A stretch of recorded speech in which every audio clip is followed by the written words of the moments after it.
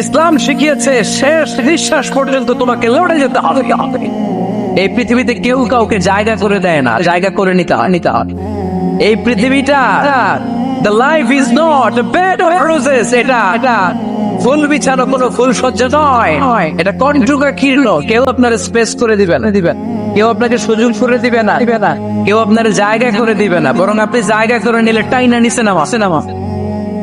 মারিয়াম আলাইহিস সালাম, যার নামে আল্লাহ তাআলা কোরআনে একটা সূরা দিলেন, উনি পৃথিবীতে এমন একজন মহিয়সী নারী, যেই নারীর গর্ভে, যেই নারীর পেটের ভেতরে স্বামীর স্পর্শ ছাড়া সন্তান দিয়েছে কে?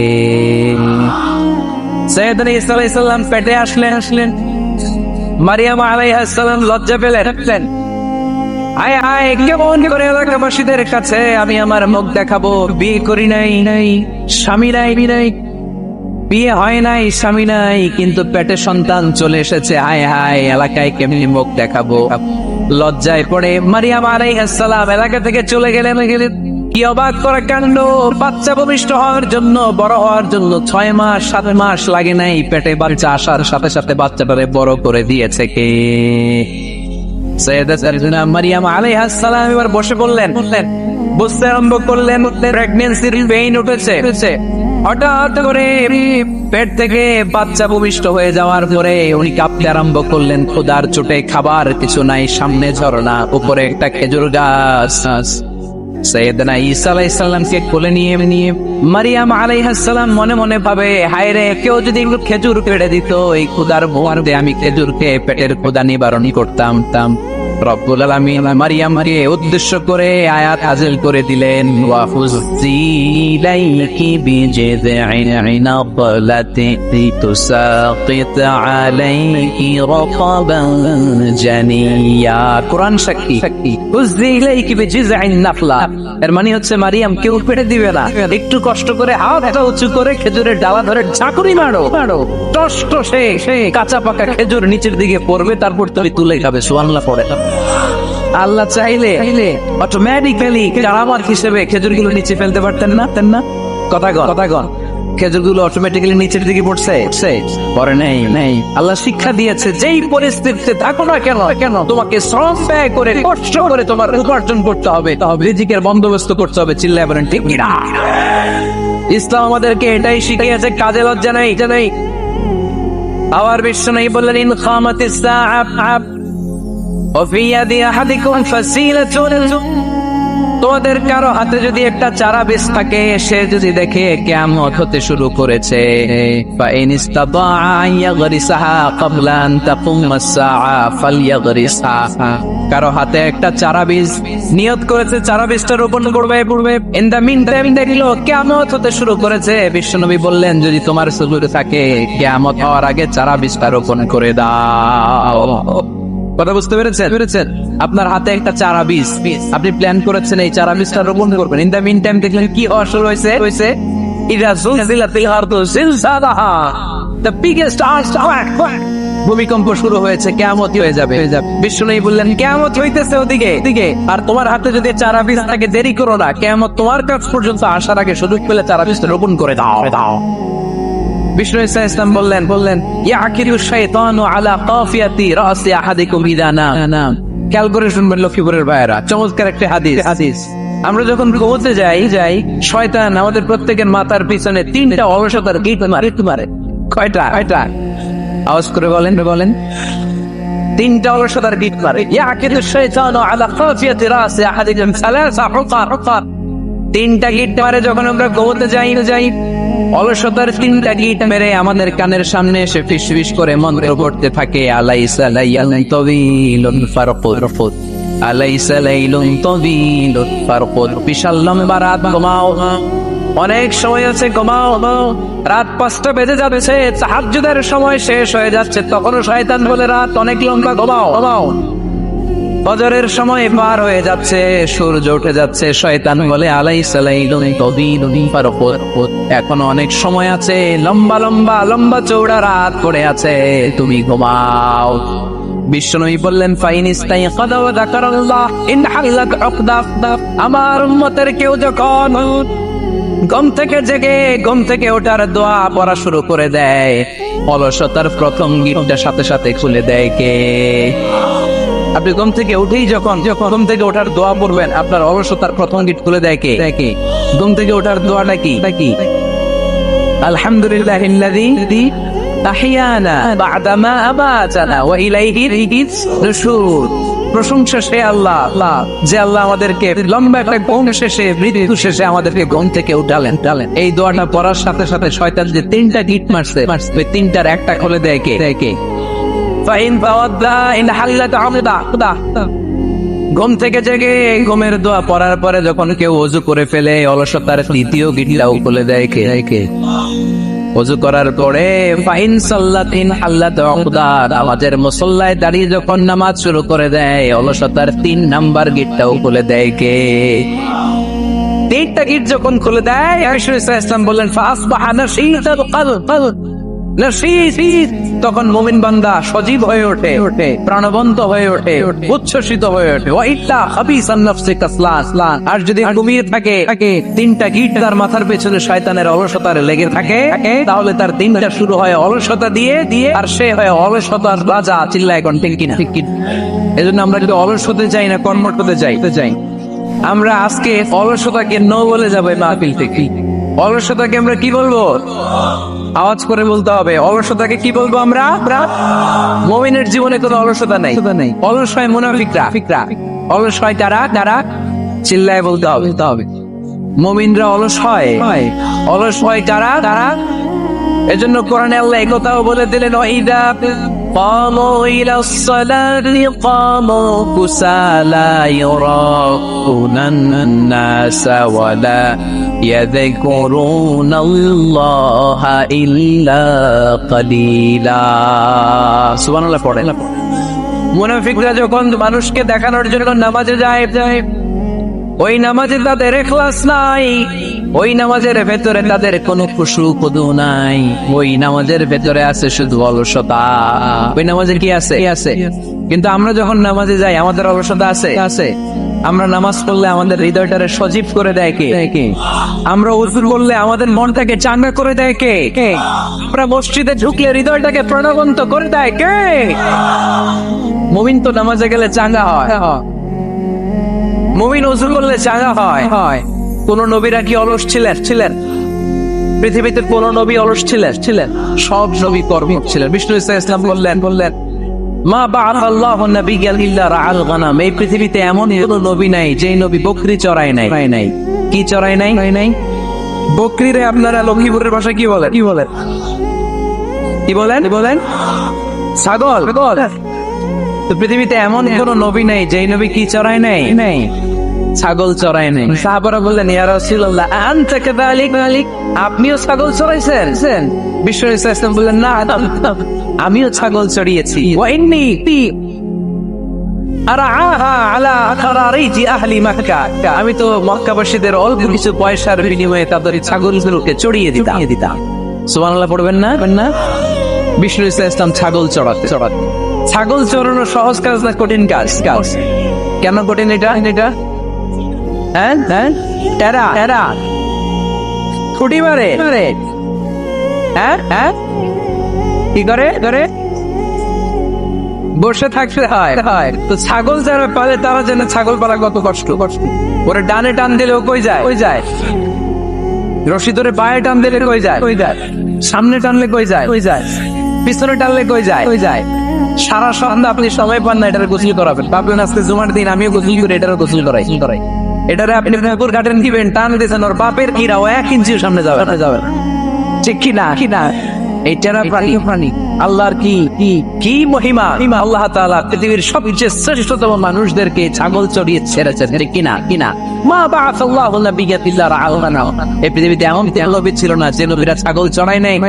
আল্লাহ বোঝাতে চাইলেন ছাগল চড়ানো অনেক কষ্টের কাজ, অনেক ধৈর্যের প্রয়োজন। এখন নবীরা তোমরা ছাগল চড়াও, কিছুদিন পর ছাগলের চেয়েও টেরা জাতি মানুষ চড়াইতে হবে। মানুষের মধ্যে টেরা আছে না নাই? ভালো বললে ভালোটা বোঝে না, ডানে যেতে গেলে বায়ে যায়। বায়ে যেতে বললে ডাইনে যায়, এরকম আছে না নাই? সম্মানিত ভাইয়েরা, সমস্ত আম্বিয়া আলাইহিস সালাম ওনারা কর্মঠ ছিলেন। সাইয়েদনা আদম আলাইহিস সালাম নিজ হাতে চারা গাছ রোপণ করে চাষাবাদের কাজ করেছেন। সুবহানাল্লাহ পড়েন। সাইয়েদনা ইব্রাহিম আলাইহিস সালাম চাষাবাদের কাজ করেছেন। সাইয়েদনা দাউদ আলাইহিস সালাম নিজ হাতে যুদ্ধের জন্য যে পোশাক পরতে হয়, যেটা পরলে গায়ের মধ্যে ছুরি মারলে ঢুকে না, ওই শিরস্ত্রাণ বানিয়েছেন, নিজ হাতে তলোয়ার বানিয়েছেন। সুবহানাল্লাহ পড়েন। সাইয়েদনা মুসা আলাইহিস সালাম ছাগল চড়িয়েছেন। সাইয়েদনা মুসা আলাইহিস সালামের মেজাজ নরম না গরম? নবীদের সবচেয়ে বেশি মেজাজ ওয়ালা নবী ছিলেন মুসা আলাইহিস সালাম। উনিও 8 থেকে 10 বছর সাইয়েদনা শুআয়ব আলাইহিস সালামের এরিয়াতে ছাগল চড়িয়েছেন। চিল্লায়ে বলেন সুবহানাল্লাহ।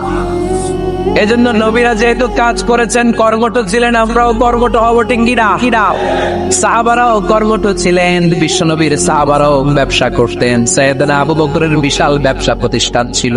সুবহানাল্লাহ পড়ে। আপনারা হজ উমরা করেছেন কে কে? দেখি করছেন? মাশাআল্লাহ। যারা করেন আল্লাহ তাদেরকে আল্লাহর ঘর জিয়ারতের নসিব করো। বিশ্বনবীর মাকবরার সামনে দাঁড়িয়ে আমরা যেন সালাম পেশ করতে পারি, তুমি নসিব করো। বাইতুল্লাহ শরীফ এবং মসজিদ নববীতে আমরা যেন সালাত আদায় করতে পারি, আল্লাহ তুমি নসিব করো। সাইয়েদনা আবু বকর রাদিয়াল্লাহু তাআলা আনহুর ব্যবসা প্রতিষ্ঠান ছিল মক্কার কাবা ঘরের পাশেই। উনার ব্যবসা প্রতিষ্ঠানগুলো যেখানে ছিল ঠিক ওইখানে সৌদি সরকার এখন শপিং মল বানিয়েছে। মসজিদ আবু বকর মক্কা শহরের যেখানে বহিরাগতরা এসে ওখানে ছাগল, ওখানে ঘোড়া, এগুলো রাখতো, আস্তাবল রাখতো। ঘোড়ার ওট যেখানে রাখা হতো ঠিক ওই জায়গায় সৌদি সরকার ওটার পার্কিং লট বানায়। যেখানে আগে সাহাবাদের ব্যবসার জায়গা, ওইখানে বর্তমানে শপিং মল। যেখানে আগের সময়কাল সাহাবারা উট আর ঘোড়া রেখে বাড়িতে, ওইখানে এখন গাড়ি ঘোড়া রাখার ব্যবস্থা করা হয়েছে। সাইয়েদনা আবু বকর অনেক বড় ব্যবসায়ী ছিলেন। ওনার 20 টাকা দিয়ে হাবাসা থেকে আসা সাইয়েদনা বেলালকে তিনি 20,000 স্বর্ণ মুদ্রা দিয়ে উমাইয়া ইবনে খালাফের কবল থেকে তিনি মুক্ত করেছেন। সাইয়েদনা উসমান যুন্নুরাইন বড় ব্যবসায়ী ছিলেন। নিজের টাকা দিয়ে মদিনার মুসলমানেরা পানি খেতে পারে না। পীরে রুমা নামে একটা কুয়া ছিল। এই কুয়ার মালিক ছিল ইহুদি। মুসলমানেরা পানি খেতে গেলে এসে বকা দিত, পানি খেতে দিত না। বিশ্বনবী বললেন, আমার সাহাবীদের মধ্যে এমন কি কেউ নাই নিজের অর্থায়নে পীরে রুমা কিনে মুসলমানদেরকে দিয়ে দিবে? সাইয়েদনা উসমান যুন্নুরাইন বলল, ইয়া রাসূলুল্লাহ, আপনার খেদমতে আমি হাজির। মুহূর্তের মধ্যে সাইয়েদনা উসমান যুন্নুরাইন নিজের অর্থায়নে পীরে রুমাটা কিনে মুসলমানদের জন্য সদকা করে দিয়েছে। তো ব্যবসা না করলে, কর্মঠ না হলে, উপার্জন না হলে সদকা করা যাবে? চিল্লায় বলেন করা যাবে? সুনানে তিরমিজির বর্ণনা, বিষ্ণু ঈসা ইসলাম মক্কা থেকে যত সাহাবারা হিজরত করে মদিনায় এসেছে, মদিনাতে কোন না কোন সাহাবার সাথে বিশ্বনবী ভ্রাতৃত্বের বন্ধনে আবদ্ধ করে দিয়েছে। সুবহানাল্লাহ পড়েন। এজন্য মক্কা থেকে যারা এসেছে এদেরকে বলে মুহাজির। এদেরকে কি বলে? আর মদিনায় যারা ছিল এদেরকে বলে আনসার। এদেরকে কি বলে? আওয়াজ করে উত্তরে দিবেন। মক্কা থেকে যারা এসেছে তাদের নাম, আর যারা মদিনার সাহাবী তাদের নাম আনসার। আজকে এই মাহফিলে লক্ষ্মীপুর এর বাইরে থেকে কারা আসছে দেখি।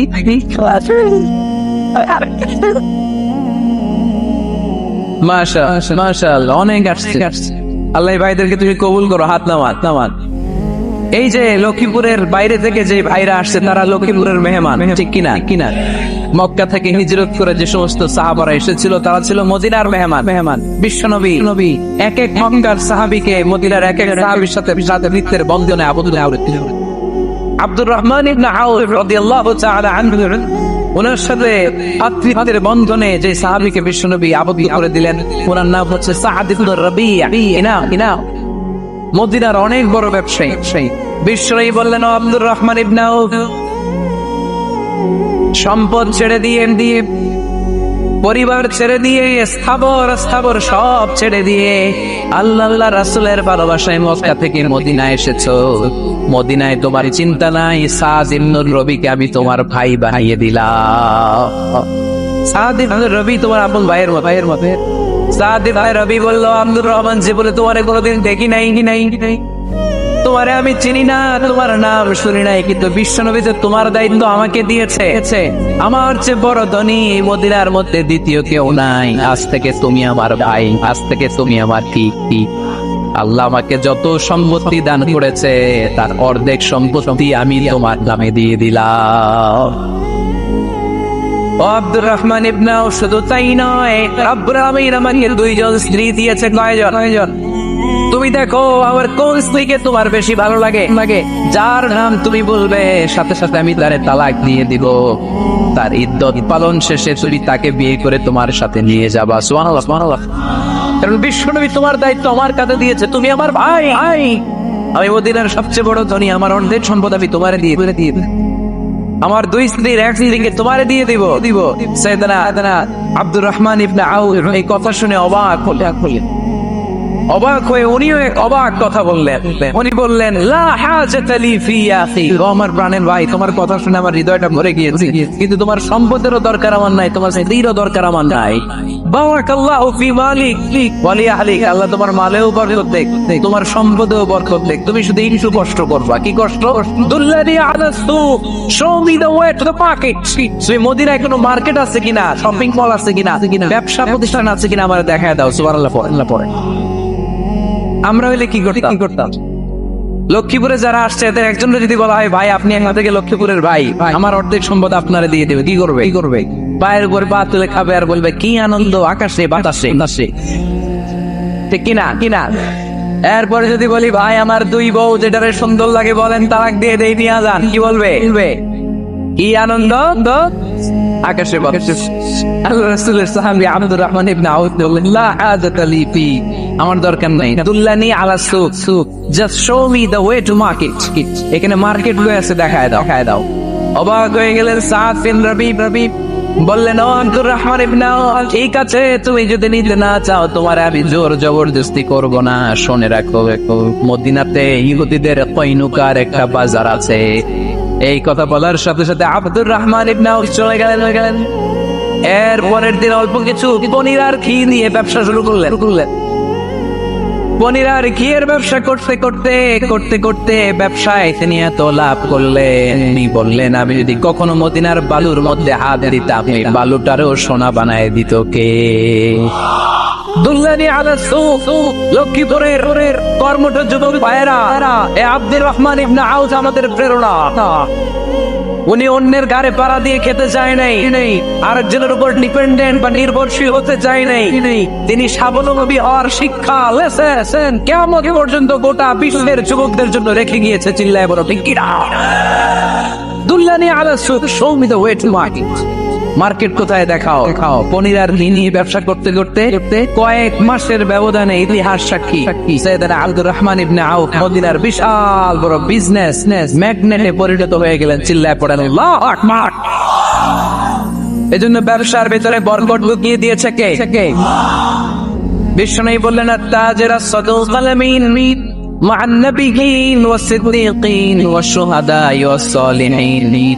আমানতদার ব্যবসায়ী তারা সাধারণ কোনো মানুষ নয়, কিয়ামতের দিন নবীদের সাথে হাসর হয়ে যাবে। আপনারা যারা ব্যবসা করেন, এটা সাধারণ বিষয় নয়। বিশ্বনবী ইসলাম নিজেও ব্যবসায়ী ছিলেন। ওনার জীবনের প্রথমে তিনি খাদিজা রাদিয়াল্লাহু তাআলা আনহার ব্যবসার স্টাফ হয়ে কাজ শুরু করেছেন, এরপর নিজে ব্যবসা শুরু করেছেন। এরপরে খাদিজাতুল কুবরা রাদিয়াল্লাহু তাআলা আনহা সব সম্পত্তি বিয়ের পরে বিশ্বনবীর পায়ের সামনে ঢেলে দিয়েছে। বললেন, ইয়া রাসূলুল্লাহ, এই সম্পদ আমি আপনাকে দিয়ে দিলাম, আপনি ইচ্ছা মতো দিনের প্রয়োজনে খরচ করেন। সুবহানাল্লাহ পড়েন। এজন্য বিষ্ণু ইসলাম আমাদের জন্য উপমা। আব্দুর রহমান ইবনে আউফ আমাদের জন্য উপমা। যারা ব্যবসা করেন তারা বিষ্ণু ইসলামের সুন্নাহ পালন করছেন। আত-তাজির আস-সাদুক আল-আমিন। বিষ্ণু বললেন, সত্যবাদী আমানতদার ব্যবসায়ী, যে ব্যবসা করছে যে মিথ্যা কথা বলে না। অনেক ব্যবসায়ীরা আছে পণ্য চালানোর জন্য মিথ্যা কথা বলে আর কসম কাটে। আসলে নাই। এমনটা করা যাবে? সকালবেলা স্ত্রীরে বলে এই গরুগুলা বিক্রি করবো, তুই একটা দাম কত কমো। স্ত্রীরে শিখাই দিচ্ছে এই গরুর দাম তুই 40,000। তো বউ বলে, ঠিক আছে, দাম পেলাম 40,000। এরপরে বাজারে যখন গরু বিক্রি করতে যায়, একজন যখন বলে যে ভাই এটা 30,000 টাকা দিয়ে কিনবো। কয় ভাই আল্লাহর কসম সকালে একজন 40,000 দাম কইছে, আমি দেই নাই। আছে না নাই? কৌশল করে বউরে শিখাইছে সকালে, কয় তুই দাম তো 40,000। তো বাজারে ভাই সকালে একজন দাম করছে, দাম করে কইছে 40,000 দেই নাই, আপনারা 30,000 কেমনে দেই? এরকম ডাকাইতে আছে না নাই? আলহামদুলিল্লাহ লক্ষ্মীপুরে এরকম লোকজন নাই। আরে নাই, আমি কই নাই, এরা কই আসছে। লক্ষ্মীপুরের মানুষ খুব ধার্মিক, আমি জানি। লক্ষ্মীপুর, নোয়াখালী, ফেনী এই বেল্টের লোকজন খুব আল্লাহওয়ালা। এদের মধ্যে আল্লাহওয়ালার সংখ্যা বেশি। এখানে আলেম ওলামা বেশি। এখানে মসজিদ মাদ্রাসা বেশি। এই জন্য এই জেলাগুলোতে আল্লাহর রহমত বেশি। আল্লাহ তুমি এই জেলার ছেলেপেলেদেরকে, এই জেলার লোকদেরকে তুমি কবুল করো, মা বোনদেরকে তুমি কবুল করো। সম্মানিত ভাইয়েরা, এজন্য আজকের মাহফিল থেকে আমরা যেটা শিখলাম সেটা হচ্ছে পরিশ্রমে কোনো লজ্জা আছে? আমরা কাজ করে খাও, ঠিক কিনা? Never under estimate any job. যুবক ভাইয়েরা, লক্ষ্মীপুরের যুবক ছেলেরা, শুনতেছ? এরকম আওয়াজ করতে হবে, কান খাড়া করে শোনো। Never under estimate any job. কোন চাকরিকে ছোট করে দেখা যাবে whether it's small or big, you don't care.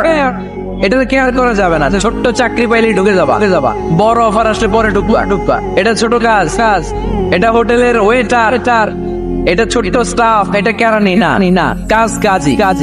কাজের মধ্যে কোনো ছোট বড় নাই। খেটে খাওয়া মানুষকে বিশ্বনবী অনেক সম্মান করতেন। বিষ্ণু ইসলাম খেটে খাওয়া মানুষদেরকে এত ভালোবাসতেন, বিদায় হজের মতো এত গুরুত্বপূর্ণ ভাষণও এই মেহনতি মানুষদের কথা বাদ যায়। সুবহানাল্লাহ পড়বেন না? দিনটা ছিল জুমাবার। বিষ্ণু ইসলাম আরাফাতের ময়দানে দাঁড়িয়ে ঐতিহাসিক একটা ভাষণ দিলেন। এই ভাষণের নাম হলো বিদায় হজের ভাষণ। এই বিদায় হজের ভাষণেও খেটে খাওয়া মানুষের কথা বিশ্বনবী বাদ দেয় না। বিশ্বনবী বলেছেন, আরে খবরদার, অধীনস্থ কর্মচারীদের সাথে খারাপ আচরণ করো না। আতঈমুহুম মিম্মা তাকুলুন ওয়াকসুহুম মিম্মা তালবিসুন। খবরদার, মনে রেখো, তোমরা যা খাবে তোমাদের অধীনস্থ কর্মচারীদেরও তা খাওয়াবে, তোমরা যা পড়বে তাদেরও তা পড়াবে। বিশ্বনবী শেষ নিঃশ্বাস ত্যাগ করে যাওয়ার আগে যেই কয়েকটা কথা বলেছিলেন তার মধ্যে মেহনতি মানুষদের জন্য কথা আছে রাডাই। বিষ্ণু ইসলাম যখন শেষ নিঃশ্বাস ত্যাগ করবেন তিনি বলেছিলেন, আসসালাত উম্মতেরা, নামাজ ছেড়ে দিও না, নামাজ তরফ করো না, নামাজ কাজা করো না। আর বলেছিলেন, ওমা মালাকাত আইমানুকুম, অধীনস্থ কর্মচারীদের সাথে খবরদার খারাপ আচরণ করো না। যারা কর্মচারীদের সাথে খারাপ আচরণ করে, যারা মানুষের কাছ থেকে শ্রম নিয়ে কাজ করিয়ে টাকা দেয় না, কিয়ামতের দিন তাদের বিরুদ্ধে মামলা দায়ের করবে কে করবে? হাদিসে সাক্ষী বিষ্ণু ইসলাম বলেন আল্লাহ তাআলা ফরমান, আনা খাসমুহুম সালাসাতুন আনা খাসমুহুম ইয়াউমাল কিয়ামা। তিন শ্রেণীর ব্যক্তির বিরুদ্ধে আল্লাহ বলেন, আমি নিজেই কিয়ামতের দিন মামলা দায়ের করব। I will be against them in the day of judgment. Three categories of people, I will be against them in the day of judgment. তিন শ্রেণীর লোক কিয়ামতের দিন তারা ছাড় পাবে না। আল্লাহ বলেন, আমি নিজেই তাদের বিরুদ্ধে মামলা দায়ের করব। এর মধ্যে এক শ্রেণীর লোক হচ্ছে রাজুলুন ইস্তাজারা জিরান ফাস্তাউযা মিনহু ওয়া লাম ইয়াতি আজরা। একজন শ্রমিক ভাড়া করে তার কাছ থেকে কাজ নিয়েছে, কিন্তু তার পারিশ্রমিক আদায় করে নাই। এরকম আছে না নাই?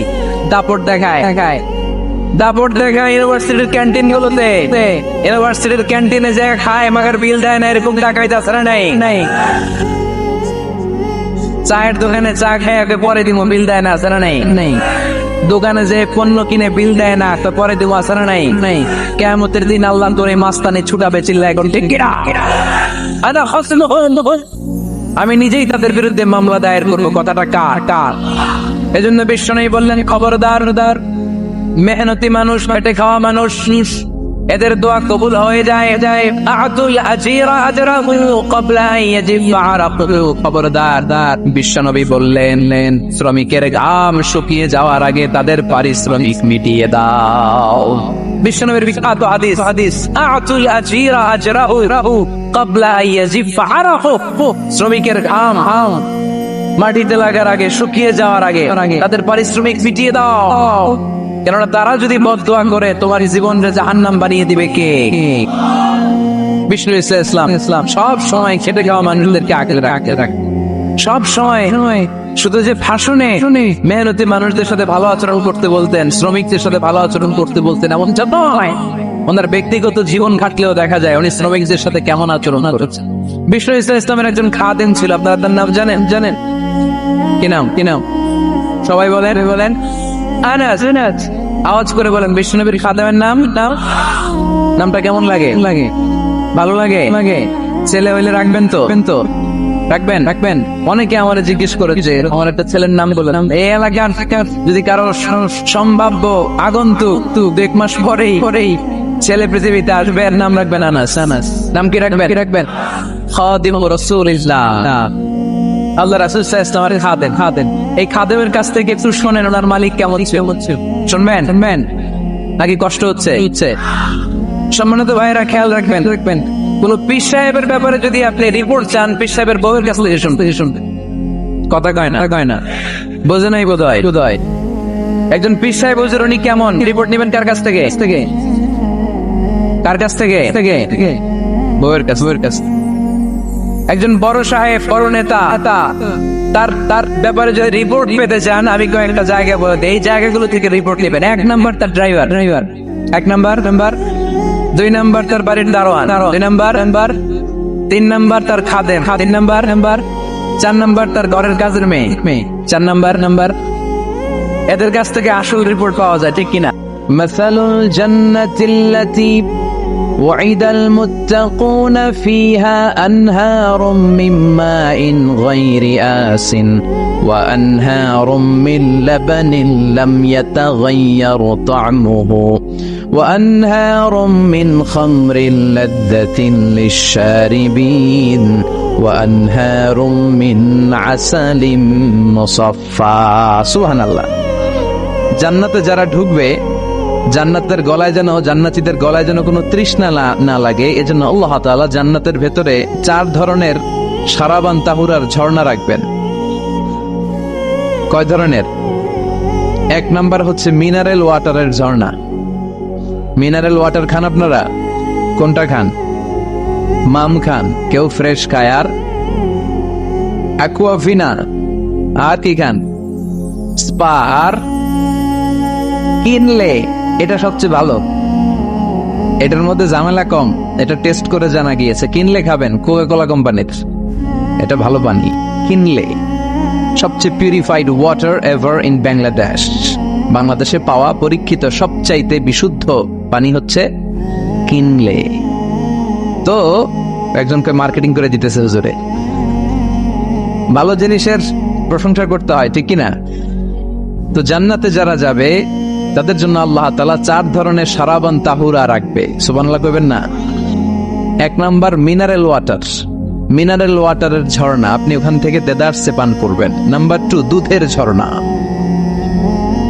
ঝর্ণা, ফ্রেশ মিল্ক এর ঝর্ণা থাকবে। নাম্বার 3 মধুর ঝর্ণা, মধু খাবেন বেশি বেশি, মধুর মধ্যেও শিফা আছে। এই কোরআনে 2টা জিনিসের ক্ষেত্রে আল্লাহ উল্লেখ করেছেন শেফা। এক হচ্ছে কোরআনটা নিজেই শেফা, সুবহানাল্লাহ।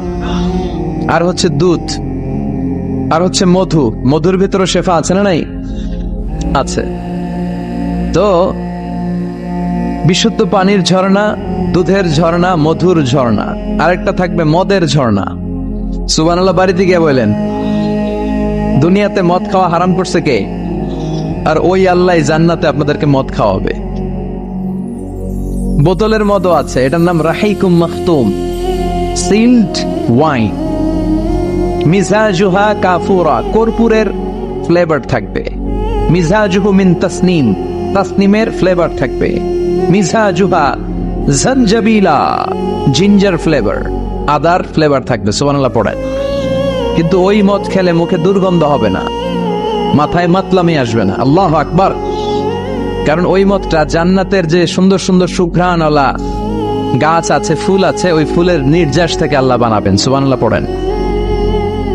তো এজন্য এই 4 ধরনের সুপেয় পানি আল্লাহ তাআলা জান্নাতীদের জন্য রাখবেন। এর চেয়ে দামি একটা পানি রাখবেন, ওইটার নাম হচ্ছে আল কাউসার। কি নাম?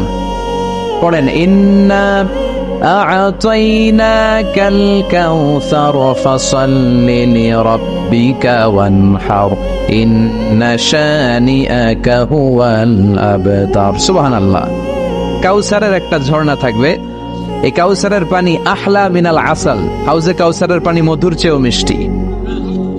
আবিয়াদু মিনাল লাবান, দুধের চেয়েও সাদা। আবরাদু মিনাস সালজ, বরফের চেয়েও ঠান্ডা। এক ঢোক যে খাবে চিরকালের জন্য তৃষ্ণা মিটে যাবে। এই সবগুলো যেন আল্লাহ আমরা পান করতে পারি। আর জোরে পড়েন আমিন। তো আল্লাহর হাবিব সাল্লাল্লাহু আলাইহি ওয়াসাল্লামের সাথে আম্মা জান আয়েশার ঝগড়া হতো। তো একদিন ঝগড়া হয়ে 2 জন রেগে আছে।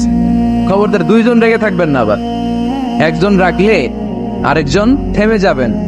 কারণ এই ছোট্ট ঝগড়া থেকে এটা অনেক সময় বিচ্ছেদের দিকে গড়ায়। আমার প্রিয় ফরিদপুরবাসী, ভাবি রেগে গেলে আপনি রাইগেন না, ওই দিন আপনি একটু ঠান্ডা থাকেন। আবার আপনি রেগে গেলে আমার মাইকের আওয়াজ যদি ভাবিরা শুনেন, আপনারা রেগে যায় না, একটু ঠান্ডা থাকবে। 2 জনে রেগে গেলে তো 3য় বিশ্বযুদ্ধ শুরু হবে, তাই না? একজন রেগে গেলে আরেকজন ঠান্ডা। কারণ এই সামান্য ঝগড়া থেকে ইগোর কারণে এটা বিচ্ছেদ আর ডিভোর্স পর্যন্ত গড়ায়। আর শয়তান এখানে উস্কানি দেয়। কারণ ইমানদারদের ফ্যামিলি ভাঙতে পারলে শয়তান সবচেয়ে বড় খুশি হয়। আর ইমানদারদের ফ্যামিলি টিকে থাকলে খুশি হয়ে যায় কে? আম্মা জান আয়েশা রাদিয়াল্লাহু তাআলা আনহার সাথে বিষ্ণু ইসলামের ঝগড়া হতো মাঝে মাঝে। একবার ঝগড়া হলো, বিষ্ণু ইসলাম রাগ, আম্মা জান আয়েশাও রাগ। বিষ্ণু বললেন, আয়েশা ঝগড়া করে আর কতক্ষণ থাকবো, আসো মিটমাট করি। আয়েশা রাদিয়াল্লাহু বললেন, ঠিক আছে মিটমাট করবো। তো বিষ্ণু ইসলাম বললেন, মিটমাটের জন্য কারে ডাকবো? ওমর রে ডাকি। কয় না, ওমর রে না, ওমর গালিজ, ওমর অনেক রাগে, আমার ডর লাগে। কয় তাহলে তোমার আব্বারে ডাকি। কয় ডাকেন। কি খুশি, মেয়েদের মধ্যে অভ্যাসটা আছে না নাই? তাহলে তোমার আব্বারে ডাকি, ডাকেন। ডেকে নিয়ে আসা হলো। আবু বকর রাদিয়াল্লাহু তাআলা আনহু দাঁড়ালেন, আম্মা জান আয়েশা দাঁড়ালেন, বিশ্বনবীও দাঁড়ালেন। বিশ্বনবী বললেন, আয়েশা তোমার আব্বা আসছে, এবার ঘটনা খুলে বলার পালা, তুমি বলবা নাকি আমি বলবো? আম্মা জান আয়েশা বললেন, আপনি বলেন, তবে ওয়ালা তাকুল ইল্লা হাক্কান, যেটা ঘটছে ওইটাই বললেন, মিথ্যা কথা কইেন না। আবু বকর রাদিয়াল্লাহু তাআলা রেগে মেগে আগুন, কি এই কথা তুমি কেমন করে বলো? বিশ্বনবীকে মিথ্যা কথা কখনো বলবে? রেগে মেগে দিলেন মেয়ের গালে এক চড়। বানিয়ে বলতেছি না, মুসনাদ আহমদ ইবনে হানবলের হাদিস। বাবার হাতের থাপ্পড়কে আম্মা জান আয়েশা উল্টে বললেন। সাইয়েদনা আবু বকর রাগে গড়গড় করছেন, আবার মারার জন্য তেড়ে গেলেন। এবার বাঁচার জন্য আম্মা জান আয়েশা বিশ্বনবীর পিছনে যে আশ্রয় নিলেন, বিশ্বনবী বাঁচানোর জন্য 2 হাত মেলে দাঁড়িয়ে গেলেন। পড়েন সুবহানাল্লাহ।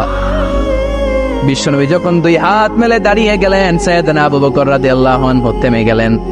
সাইয়েদনা আবু বকর রাদিয়াল্লাহু তাআলা আনহু ঘর থেকে বের হয়ে বারান্দায় দাঁড়ালেন। পড়েন সুবহানাল্লাহ। এবার বিশ্বনবী আম্মা জান আয়েশার কাছে যেয়ে বলেন, ইয়া আয়েশা কাইফা রাআইতিনি আনকাসতুকি মিনার রাজুল, দেখছো কেমনে বাঁচাইলাম? আপনি না থাকলে বর্তমানে ফেলতো আজকে। আমি বাঁচাইছি তোমারে, আমি আমার লগে ঝগড়া করো তুমি। লজ্জায় পড়ে আম্মা জান আয়েশা খিলখিল করে হেসে দিলেন, বিশ্বনবীও হেসে দিলেন। 2 জনের হাসির মধুর আওয়াজ শুনে সাইয়েদনা আবু বকর বাইরে থেকে অবাক, কিরে এতক্ষণ না ঝড় তুফান, এখন দেখি হাসি। সালাম দিয়ে অনুমতি নিয়ে ভিতরে ঢুকলেন। ঢুকে দেখেন আম্মা জান আয়েশাও হাসে, বিশ্বনবীও হাসে। এ হাসি দেখে আবু বকর রাদিয়াল্লাহু আনহু হেসে দিলেন। আরশের উপর থেকে খুশি হয়ে গেলেন কে? এবার সাইয়েদনা আবু বকর রাদিয়াল্লাহু তাআলা আনহু বললেন, ইয়া রাসূলুল্লাহ আশরিকানি ফি সিলমিকুমা কামা আশরাকতুমানি ফি হারবিকুমা। ও নবী, যুদ্ধ লাগলে, 2 জন যুদ্ধ লাগলে মীমাংসার জন্য যেমনি আমারে ডাকেন, এরকম হাসি আর আনন্দের মুহূর্তেও আমারে একটু ডাইকেন। আশরিকানি ফি সিলমিকুমা কামা আশরাকতুমানি ফি হারবিকুমা। তবে আপনাদের মধ্যে ঝগড়া লাগলে সন্ধি করার জন্য আমারে যেমনি ডাকেন, আপনাদের হাসি খুশি আনন্দ খুনসুটি এই মজাদার মুহূর্তগুলোতে আমারে বঞ্চিত রাখেন না, আমার একটু ডাইকেন। সুবহানাল্লাহ পড়েন। এই মুসনাদ আহমদ ইবনে হাম্বলের হাদিস শোনার উদ্দেশ্য হচ্ছে বিশ্বনবী প্রথমে ওমর ফারুকের নাম বলেছিলেন। সাইয়েদনা আয়েশা বলে না, আমি ডরাই। আইবাত, দিস ইজ কল্ড আইবাত ওমর।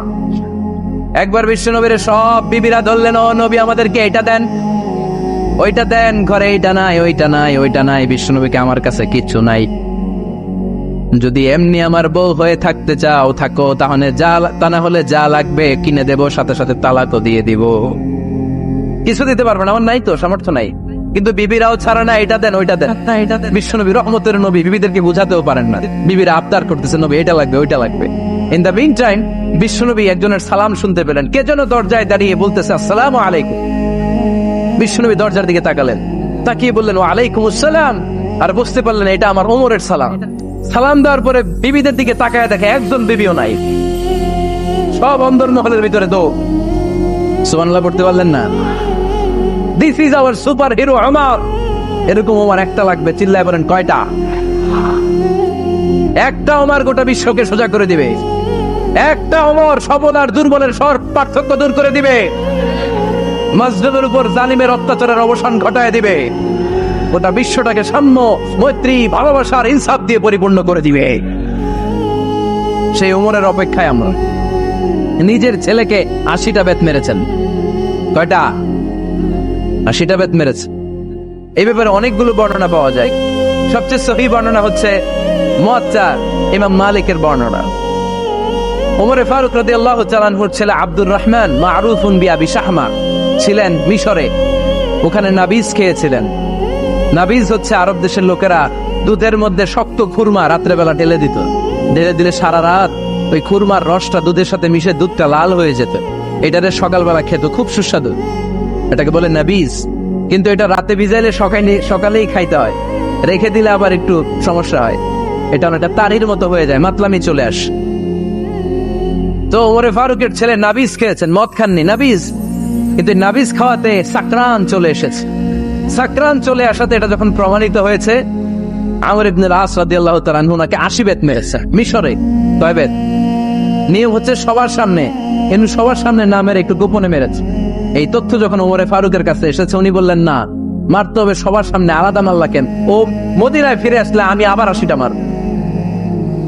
মদিনায় ফিরে আসার পরে সাইয়েদনা ওমরে ফারুক ওই আগের 80টারে আর ধরেন নাই, নিজ হাতে আবার 80টা বেত মেরেছেন। এই বেত মারার 1 মাস পরে এই আবু শামা ইন্তেকাল করেছে।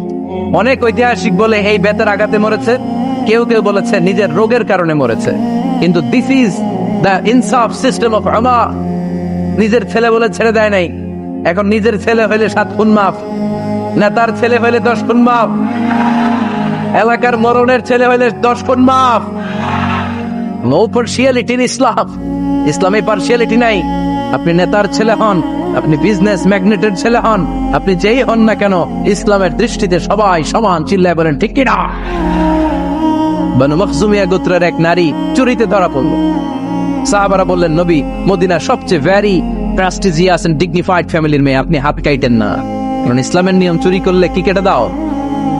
বিশ্বনবী বললেন, বলো কি, হাত না কাটার জন্য তোমরা আমাকে রেকমেন্ড করছো? এটা আল্লাহর আইন, পৃথিবীর কেউ রেকমেন্ড করলো শোনার ক্ষমতা আমার নাই, কারণ আইনটা দিয়েছে কে? লাউ কানাত ফাতিমা বিনতি মুহাম্মাদিন সারাকাত লাকাতা মুহাম্মাদুন ইয়াদাহা। আরে বনু মাকসুমিয়া মেয়ে তো দূরের কথা, আমার কলিজার টুকরা ফাতেমাও যদি আজ চুরিতে ধরা পড়তো, তার হাত কেটে দিতে আমি 1 মিনিটও দেরি করতাম না। দিস ইজ ইসলাম। এই হচ্ছে ওমরে ফারুকের মানাকিব। এরকম ওমরে ফারুক কয়টা লাগবে? আওয়াজ করে বলতে হবে, কয়টা লাগবে? একটা লাগবে। এই সাইয়েদনা ওমরে ফারুক মদিনার প্রথম চিফ জাস্টিস ছিলেন।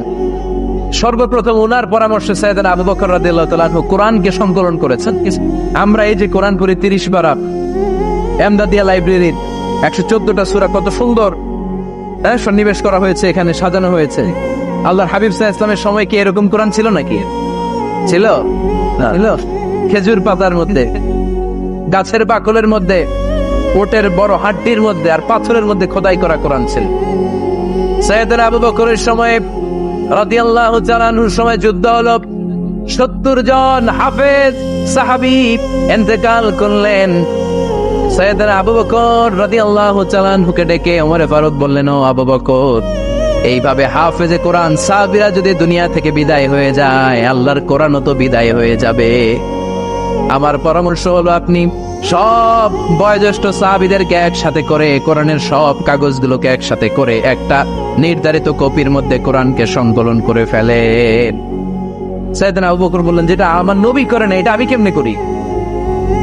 কিন্তু ওমর ফারুক নাচরবান্দা বলে না, এটা করলে কোনো খারাপ হবে না, ভালোই হবে। মুসলিম উম্মার জন্য এক জায়গায় কোরআন সন্নিবেশিত থাকবে, আপনি করেন। সাইয়েদনা আবু বকর রাজি হয় না, ওমর ফারুকও ছাড়ে না।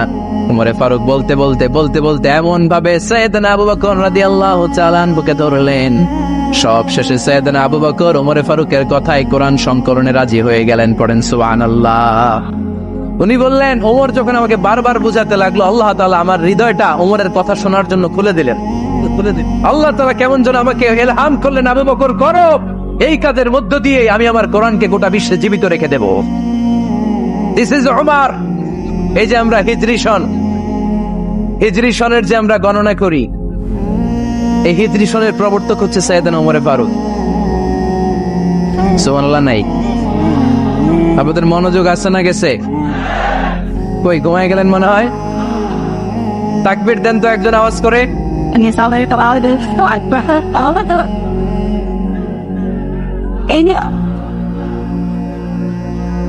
Well, that's God. What's the girl?